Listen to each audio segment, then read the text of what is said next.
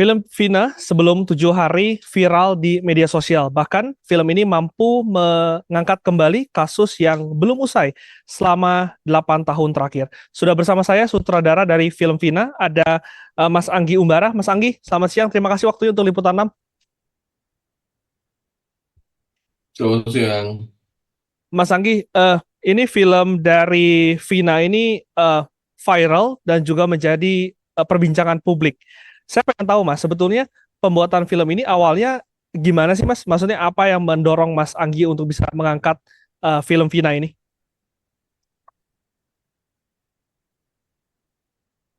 Ya pertama sih emang kita lagi memikirkan untuk proyek ke depan ya. Tahun lalu kita ngobrol dengan produser dari di company itu kita ada beberapa potensial IP. Salah satunya adalah ya ini story tentang kisahnya almarhumah Vina dan Eki ya gitu kan. Tapi akhirnya along the way kita nggak melibatkan Eki dan keluarganya karena mereka tidak menyetujui gitu. Terus saya ditawarkan untuk membuat film dari almarhum Vina ini, kisahnya. Hmm. Terus saya research dulu, saya datangi keluarganya, kita ngobrol-ngobrol panjang, saya dan penulis dan tim produksi gitu. Ngobrol panjang, mereka menceritakan semuanya, mereka sangat welcome. Mereka punya hasrat keadilan yang belum terpenuhi gitu kan. Karena otak dari pelaku belum tertangkap dan sebagian pelaku lainnya juga. Hmm. Akhirnya saya pulang terus kita binting dan kayak kasus ini menjadi penting gitu kan begitu ada semua elemen dari apa ya yang semua elemen dari tingkat isu sosial dan apa ya kepentingan dari keadilannya gitu kan untuk diangkat itu kan itu film ini menjadi sangat sangat dibutuhkan oleh masyarakat sih, kalau menurut kami gitu kan. Akhirnya kami buat ya tujuannya adalah itu untuk build awareness untuk wake up call buat kita semua supaya kita melek gitu kan bahwa kasus-kasus seperti ini masih terjadi di sekeliling kita, masih belum belum tuntas diusutnya, masih belum selesai dibawa ke pengadilan semua pelakunya. Terus sebegitu besar dampak dari bullying, kenakalan anak-anak yang menjadi kriminalitas yang menjadi concern dari semua masyarakat Indonesia itu ya. Semua orang tua, bahkan instansi-instansi itu kan. Jadi film ini menjadi penting untuk ya kita semua untuk merefleksikan diri kita, sosial kita, lingkungan kita dan negara kita bahwa kita udah sampai di mana nih gitu. Sebagai Artinya pengingat kita. building awareness dan juga tadi Mas Anggi mengatakan bahwa ada yang belum tuntas. Ini yang menjadi titik awal pembuatan film Vina ini. Iya, ada para pelaku utamanya belum tertangkap ya kalau menurut menurut dari keluarga gitu kan. Jadi orang-orang yang emang di otak dari kejahatan ini gitu. Itu masih buron ya. Sebelum sebelum melakukan riset kan Mas Anggi, apa sih Mas yang tiba-tiba muncul di benak Mas Anggi, mengapa tema ini diangkat itu pertama Mas, dan apakah mungkin ada orang lain yang mengidekan atau mensuggest kepada Mas Anggi pada saat itu? Iya, dari produser yang bilang ke saya, dari Hmm. produser juga ada orang-orang lain yang emang ada saja lah tim kreatif gitu ya yang emang mencari ide-ide tugasnya gitu untuk mencari ide atau mencari IP atau kejadian nyata dari semuanya lah gitu. Kalau yang udah punya kekuatan dan muatan itu untuk dibawa menjadi film. Gitu. Hmm. Nah, kalau saya melihatnya di sini adalah ini adalah kisah yang sangat unik, kasus yang sangat unik di mana kejahatan terungkap dari proses supernatural experience. Hmm. Karena yang mengatakan itu semua adalah almarhumah Vina yang merasuki tubuh dari sahabatnya Linda gitu kan. Nah dari sini kan kejahatannya baru terungkap dan kita keluarga mengetahui ada berapa orang yang melakukan, ada siapa saja yang nama-namanya yang melakukannya kayak gitu. Nah ini dari supernatural experience nyambungnya ke crime, kejahatan yang nyata gitu kan. Itu yang membuat Hmm. cerita ini menjadi unik dan one of a kind ya. Jarang banget ada story atau kisah seperti ini. Hmm. Bagaimana dengan risetnya, Mas Anggi? Berapa lama dilakukan dan juga tadi Mas Anggi mengatakan sempat eh, bertemu dengan keluarga Vina dan juga ngobrol banyak gitu, Mas. Ya, riset dilakukan, jadi kita nggak mau mem- membahas secara hukum secara lebar tentang film ini, kan tentang kasus ini di dalam film. Hmm. Jadi yang kita ambil adalah hanya sudut pandang dari keluarga, gitu kan. Jadi kejadian ini di dalam film itu ya, kejadian ini hanya mengambil waktu timeline selama 7 hari dari mulai almarhumah Vina dibunuh, gitu, terbunuh. Itu dari mulai dia meninggal dan 7 hari sesudahnya, nah udah itu aja timeline yang dipakai untuk film. Gitu. Jadi benar-benar kita ngambil secara personal dari Hmm. sudut pandang keluarga, jadi penonton berada di sepatunya para keluarga gitu kan. Jadi kita nggak mengambil sudut pandang dari hukum, dari persidangan apa segala macam nggak. Jadi untuk Jadi ini untuk point of view-nya murni dari keluarga, termasuk juga keluarga merasa ada keadilan yang belum mereka dapatkan. ya, Begitu ya, Mas? ya gitu. Oke, Mas Anggi, soal tantangan pembuatan film ini, apa sih Mas yang paling menantang dari pembuatan film ini yang kita tahu ini juga masih ada 3 orang yang DPO gitu Mas. Apa tantangannya yang Mas Anggi saat itu rasakan dan juga mungkin terima?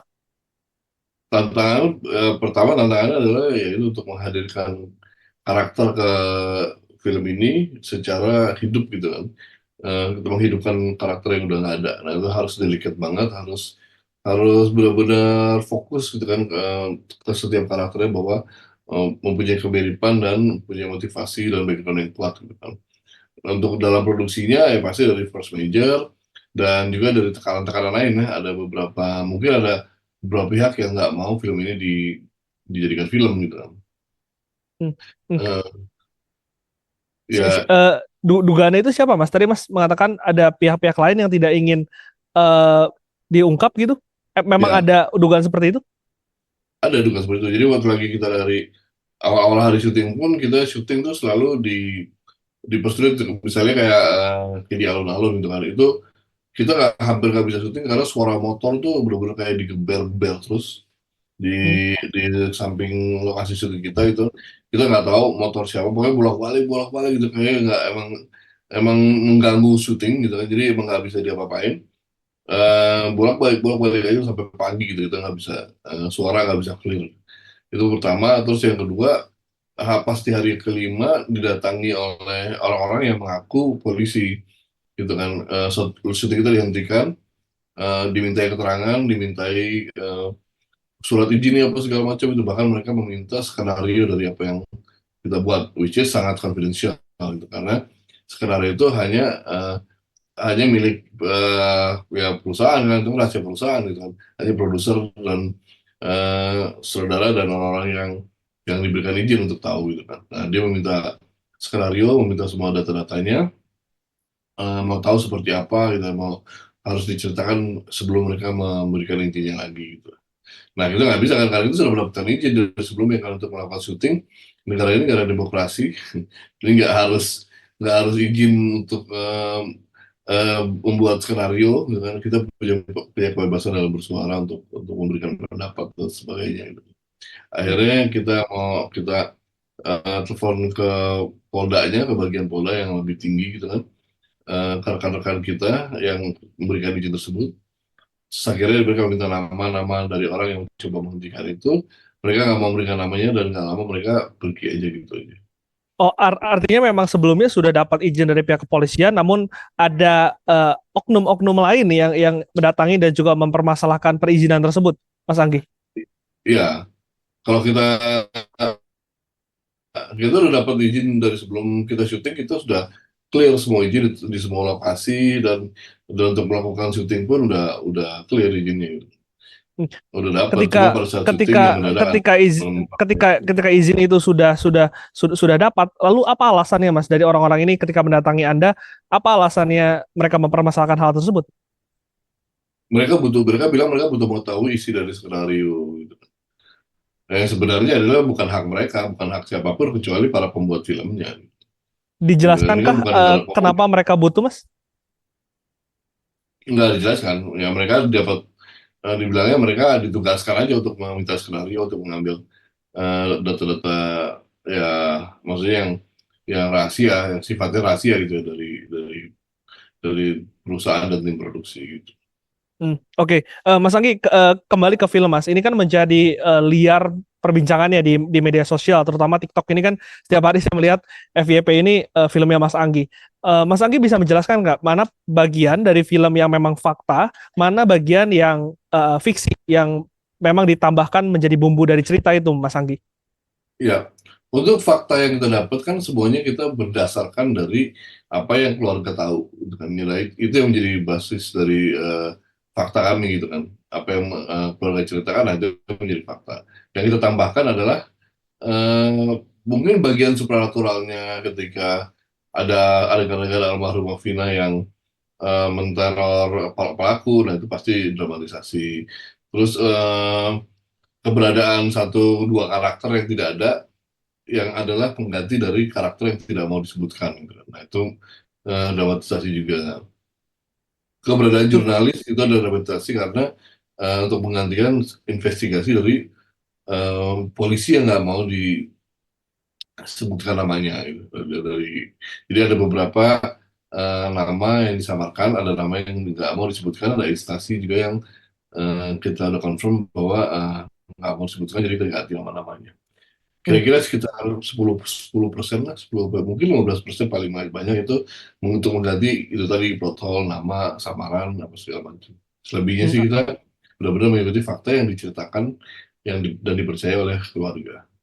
Artinya ini versi keluarga ya, point of view-nya keluarga dari Vina, Ya, Mas Anggi. karena Oke. memang film itu harus personal kan. Nah ini kita mengambil supaya dapat emosionalnya, kita harus sangat-sangat personal. Mas Anggi banyak juga di X yang juga mengkritisi Mas, khusus part soal ruda paksa. Ini Oke. dianggap terlalu vulgar. Ada tanggapan Mas Anggi soal hal ini? Batasannya kalau kita sih mengambil ya dari LSF aja. Jadi kita nggak mau mengambil batasan dari yang lainnya, kita mau mengambil batasan dari apa yang kita percaya dan yang sudah dilegalkan, dinaungi oleh lembaga sensor film. Jadi kalau di X itu banyak lagi, oh itu terlalu vulgar, macam itu menurut standarisasi siapa gitu kan. Jadi Hmm. masing-masing mempunyai batas sendiri-sendiri, jangan dipaksakan ke kita gitu kan. Jadi Hmm. sifatnya sangat subjektif kalau yang di X itu, jadi nggak apa-apa berpendapat, silakan aja, tapi kita mengambil yang sudah menjadi menjadi acuan hukum di negara ini aja gitu. Jadi mereka terserah untuk berpendapat seperti apa, pro kontra itu biasa. Yang legal yang mana itu yang kita ikuti sih, yang menjadi standar di negara ini aja kita ikuti. Vulgarnya sebatas apa, dan eh, mereka dari ASEAN sendiri kan juga sudah memberikan rating 17, jadi menurut saya itu cukup gitu Hmm. kan. Jadi kalau menurut mereka masih terlalu vulgar, nggak usah menonton juga nggak apa-apa gitu kan. Jadi nggak usah dipaksakan ke film ini bukan untuk semua orang kok. Jadi kalau nggak mau menonton ya nggak apa-apa gitu. Tapi sayangnya kalau ujaran kebencian dan boykot mereka lakukan itu menjadi negativity kan untuk ekosistem perfilman kita juga. At some point nanti malah tidak ada kebebasan berekspresi dan berkesenian lagi gitu kan. Kalau misalnya standar untuk tolak ukur untuk sesuatu menjadi sangat subjektif gitu kan, itu sangat berbahaya untuk eh, apa dunia perfilman, untuk seni di negara kita. Kalau kalau tadi di awal Mas Anggi mengatakan bahwa pesannya memang ini mencari keadilan untuk keluarga, Ya, sepertinya ini respon publik pun menangkap hal itu karena saat ya, ini setelah rilis dan juga viral, polisi ini akhirnya mengeluarkan 3 DPO untuk 3 ya, terduga pelaku yang saat ini masih 2 yang masih buron, 1 yang sudah tertangkap. Apa ya, tanggapan Mas Anggi soal ini? Apakah itu juga menjadi aim yang akhirnya ya. didapatkan gitu, sudah tercapai? Oh, saya waktu lagi polisi mengeluarkan 3 depo itu sujud syukur langsung. Wah, ini selama saya udah menjalani proses film ini nggak ada yang tahu 3 orang itu yang tertangkap identitasnya seperti apa, DPO itu kan. Jadi keluarga juga nggak tahu 3 orang itu seperti apa. Jadi begitu begitu dari keluarga minimal kita tahu nama-namanya gitu kan. Bahkan walaupun belum ada fotonya, biasanya kan DPO ada fotonya itu. Nah, memang banyak kejanggalan dari semua kasus ini gitu kan. Tapi minimal dengan DPO itu dikeluarkan, ada effort dan ada usaha yang dilakukan oleh kepolisian lah untuk menangkap otak-otak dari kejahatan ini gitu kan. Ya saya terus mendukung kepolisian dan semua instansi yang terkait gitu kan supaya bisa melakukan tugasnya. Semoga yang di DPO-kan yang ditangkap ini benar-benar pelakunya, jangan sampai salah tangkap atau cuma kambing hitam untuk eh, prestasi atau kebersihan nama instansi tertentu aja gitu kan. Jadi emang benar-benar keadilan yang harus ditegakkan di bumi Indonesia gitu. Artinya keadilan ini menjadi harapan ya untuk Mas Anggi ke Ah, depannya. bukan saya aja ya, bukan saya aja, saya keluarga dan pastinya seluruh masyarakat Indonesia gitu kan yang emang eh ya keadilan itu kan salah satu dari sila yang kita terapkan di sini kan Pancasila kan keadilan sosial bagi seluruh rakyat Indonesia harus benar-benar ditegakkan lah. Jadi bukan cuma ilusi aja. Oke. Mas Anggi ini penutup Mas. Saya cek ini sudah mau 5 juta penonton di bioskop. Ya, Eh, untuk para masyarakat yang belum menonton, kenapa harus datang ke bioskop dan juga menonton film Vina, Mas Anggi?